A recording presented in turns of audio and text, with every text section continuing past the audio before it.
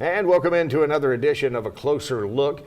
I am your host, Dwayne Nelson, and with me today is Heather Cook. She is the Public Relations Director for the City of Kingsport, and we are glad to have you with us today on A Closer Look. Let's talk, a lot has happened over the past year in Kingsport, and one of those being the centennial celebration of 100 years that Kingsport has just completed. And that has been a real success this year, hasn't it? Absolutely, Dwayne. A couple of years ago, when the idea came that we needed to do a legacy project, we needed to celebrate the year, people have been involved with this for multiple years to even celebrate this actual year. And it's been so fun and special to watch how many organizations, nonprofits, individuals, businesses, churches, and beyond have really come together to celebrate this year in a very special way. And in fact, I feel like it's grown organically to the point that there are things the city doesn't even know that's happening on behalf of the centennial in a very positive way. So 100% successful for sure.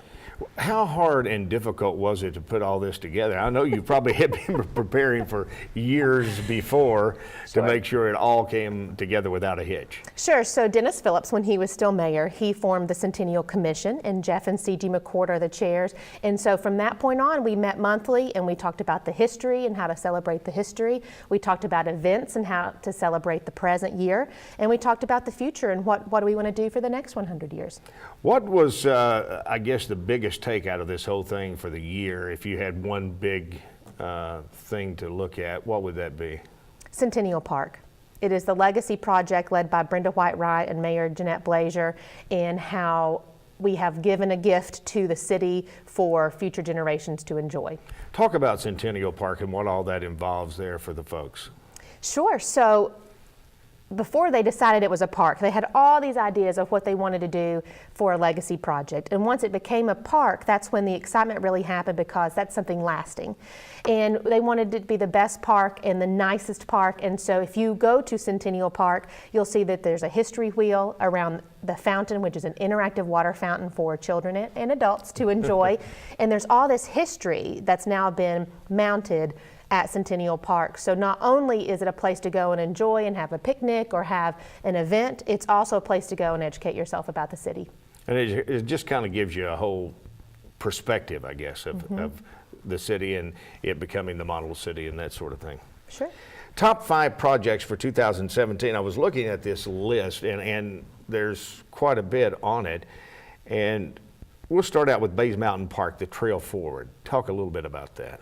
Sure. So this was through the One Kingsport process, and over 24 months, a lot of citizen input, post-summit work groups.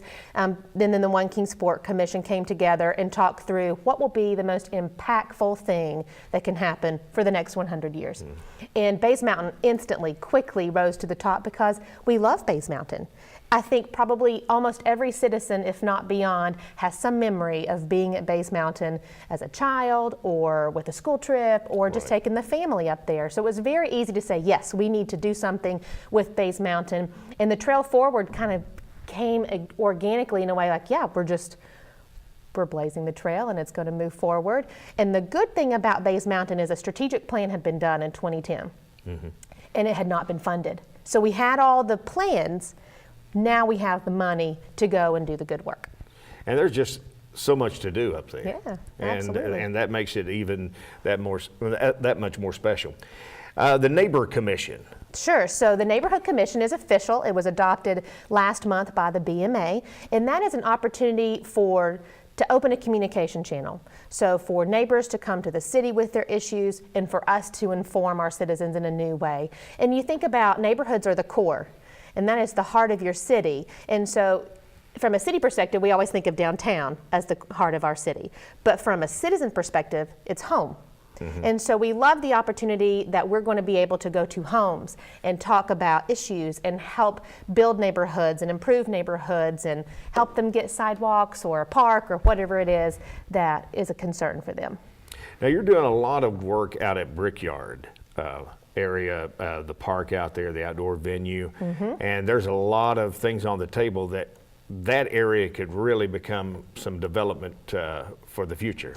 And we're looking at it as a destination, and what would be something that attracts people to visit and then potentially even move to Kingsport, that it has that quality of life potential. And we've deemed it the downtown playground because we have no idea where it's going. We just know there's lots of potential there. And I guess probably the main point we're looking at right now is the outdoor venue, and we actually have plans going on. We have a consultant in kind of helping us map out what that area could be. What would, I guess, folks be able to enjoy there at that outdoor venue? Would it be a concert type venue or a little mixture of everything? I would like to say a little mixture of everything. You can have festivals, think about expanding Fun Fest in some ways. You can have, we have a lot of events that come that are on a small scale, because if you think about it, a lot of our festivals are held downtown and we're closing streets, and we're limited in some ways, even though they're very good festivals. But this is an opportunity to really expand and maybe get some people interested in coming to us that weren't interested before. Absolutely. Now, rediscover the riverfront. That's always been an area that is very dear to a lot of people. Absolutely. And that's not a new concept. No. That's one that we've just been kind of chipping away at here and there from the time Riverfront came down to where they finished the bridge to connect the Greenbelt. They've just been chipping away at small projects, and I think this is an opportunity to look through that at a different lens and say, okay, what's next for the riverfront? So that is an area probably for future development as well, even more than what we're seeing right now. Well, if you think about Industry Drive, you've got the riverfront, and at the other end would be where Brickyard Park is now. And so that connector there could really open up some opportunities for downtown. Absolutely. Innovate Kingsport Product Creation Center. Talk about that and what this is. The new workspace, if you will, for millennials and those coming out of college. They want something different than sitting at a desk all day. They want to collaborate, and they want to have coffee whenever they want, right beside them in an open area, as opposed to you have to walk down to the break room. Right. It's just a different mentality.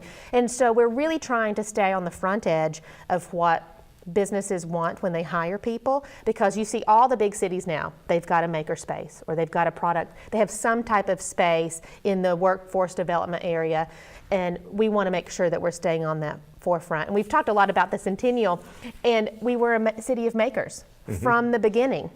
So we want to make sure that we continue to make things, and it comes from Kingsport. So there'll be a lot of opportunity here for this creation center. Well, we think probably step one that makes the most sense is who's already doing something in that arena. Let's get them all together, have a summit, let people think through what's the best move forward in order to, I guess, capitalize on what the Product Creation Center would be.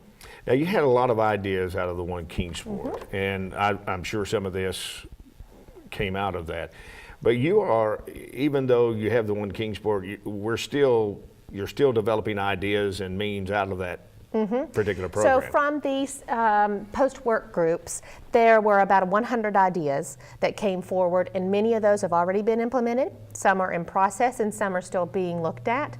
But this was really to have something to grab onto. The top 5, the most impactful, something that really when you hear it, you're like, yes, I can agree with that. Is there any big main project that you all are looking at that you can talk about that may be forthcoming out of that one Kingsport? I would really say that the top 5 is where we're going to really focus at the moment. There'll be a called work session in January for the BMA to talk through priorities and timeline and things like that. So I think that you'll probably see Bays Mountain pushed, the trail forward will come out fast and furious out of that meeting, so we can get a lot done for that. Well, Kingsport is always looking at bringing in new businesses as well as expanding on the businesses they have. And that is a goal I'm sure that is in the future as well. Absolutely, and just the recent announcement of the Town Park Lofts in downtown, that's a huge game changer for the area, for retail, for apartment living, and I think that could be a catalyst for some other development in our downtown. Yeah, and that's what I was looking at is downtown living is all of a sudden very popular. Very popular. What is it that, I guess, is it the millennials that seem to be gravitating towards the downtown, or is it just anybody? Well, it's both millennials and a lot of seniors. They want to downsize and they want to have everything within walking distance. And if you think about it, if you were to live downtown, you have a pharmacy, a bank, a grocery store. You have essentially everything you need within walking distance. And that's very appealing from a millennial standpoint because they like to walk, they like to ride their bikes. And then from a senior, that you don't have to travel very far to get what you need. Well, it seems like Kingsport has really focused on bringing businesses to the downtown area, getting folks to come back to the downtown area, because for so long, everybody was kind of gone out of the area. They were doing things outside the city, or at least around the outskirts of the city. Do you feel like the city's moving in the right direction in focusing on bringing more activities to downtown? Well, I think the Downtown Kingsport Association, that is their responsibility, is to do that. And so I think we have a strong balance in recruiting in the exterior as much as we do the downtown. Because if you think about it, we've got a lot of new things coming out in our extremities, and that's just as important as our downtown. But I think that if you had to pick one, the downtown,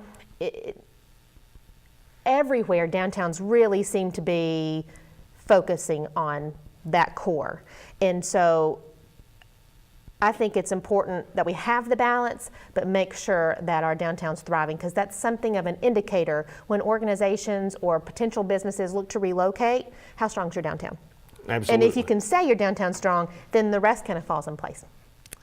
That sounds incredible. We're learning, I am at least, a lot of things about the city and in the past year.